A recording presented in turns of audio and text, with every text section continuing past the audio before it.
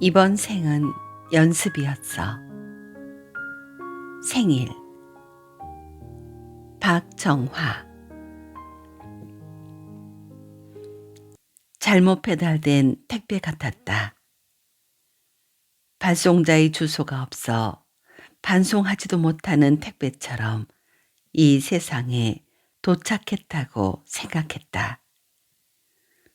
늘 그렇게 생각하며 내 삶을 어디론가 다시 보내버리고 싶었다.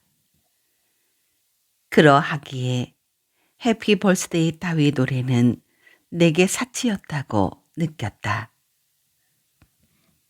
오지 말아야 할 곳에 온 것처럼 이 세상이 불편하기 시작했다. 섣달이 되면 가슴에 고드름이 얼어붙고 뼈 마디마디에 황량한 바람이 지나간다. 생일이라는 제목을 받아들고 내 삶을 또다시 해부하는 것 같아서 참 많이 망설였다. 1947년 12월 18일 모든 것이 매섭게 얼어붙던 날, 나는 더럽고 역겨운 시골의 정랑, 즉 화장실에서 태어났다. 태어났다는 표현보다 어머니의 자궁으로부터 팽개쳐졌다고 표현함이 맞을 것이다. 자라다만 아이 같은 왜소한 어머니였다. 그 어머니의 무지함으로 오줌이 얼어붙어 번들거리는 그곳에서 첫 세상을 만나야 했다. 귀신 울음 같은 겨울바람이 제 집 드나들듯 가만히 한 장 가려놓은 정랑으로 휘몰아치는 날이었다. 살아있다는 게 기적이라고 했다. 오줌이 고드름처럼 삐죽삐죽 올라온 그곳에 어머닌 나를 쏟아버렸다. 달수도 채우지 않은 팔싹둥이로. 국밥집 여자와 눈이 맞아 벌써 여러 날 돌아오지 않는 아버지를 기다리던 저녁 때였다. 누룽지 한 사발 삽살개에게 부어주고 일어선 어머니는 뒤가 마려웠다. 산기의 진통도 모르고 뒷간을 간 어머니의 무지가 내 불행의 시작이었다. 널빤지에 걸터 앉아 아랫배에 힘을 주는데 퍽 하고 양수가 터지더라 했다. 아차 하며 뛰어내려 채를 잔뜩 뿌려놓은 얼음 위에 주저앉았더니 핏덩이가 툭 떨어지더라고 했다. 어머니의 비명에 달려온 삽살개가 뒷간으로 안방으로 뛰어다니며 지저대는 소리에 할머니는 맨발로 달려왔다. 탯줄도 가르지 못한 채로 어머니는 엉거주춤 뒤따르고 무명 치마에 죽은 것 같은 핏덩이를 쌓고 안방으로 들어왔다는 훗날 할머니의 이야기였다. 숨을 쉬는지 안 쉬는지도 모르겠고 울지도 않는 아이는 더구나 팔싹둥이였다고 했다. 그냥 포대기에 둘둘 말아 윗목에 밀어놓았다고 미안한 듯 내게 들려주신 이야기이다. 죽은 아이를 낳기도 하고 대여섯 달 되는 핏덩이를 쫓아내며 그렇게 내 어머니는 피피한 삶을 살 때였다. 희대의 바람둥이 남편으로 인해 마음의 상처마저 보태진 어머니는 삶의 끈을 놓아버리고 싶었다고 했다. 삶에 대한 애착이 없던 어머니의 상실감은 이제와 생각해 보면 아마 큰 우울병을 앓고 있지 않았을까 싶었다. 분뇨통 속으로 빠뜨리지 않고 다행인지 불행인지 얼음 위에 떨어진 아이를 살펴볼 여유도 없었다고 했다. 당연히 죽은 아이라고 찬 윗목에 밀어놓은 아이가 자정이 넘어서 우는 소리를 내더라 했다. 끈질긴 생명 이어가려고 그랬을까? 깜짝 놀라 아이를 끌어당겨 품에 안았더니 젖을 빠는 신용을 하더라고 했다. 어머닌 반가운 마음에 와락 끌어안고 통곡을 하며 젖을 물렸다고 했다. 산다는 게 뭔지도 모르면서 나는 눈물의 맛부터 알았다. 한숨의 깊이와 기다림의 시간과 웃는 방법을 모르는 어머니의 우울은 어린 내 우울의 시작이기도 했다. 늘 외로웠다고 생각했다. 언제나 멍하니 하늘만 보는 어머니의 가슴이었기에 나의 표정도 잘 웃지 않는 아이로 자랐던 것 같다. 인성이 결정되는 유년에 어머니의 눈물과 한숨은 부정적인 사고를 지닌 아이로 자라게 했다.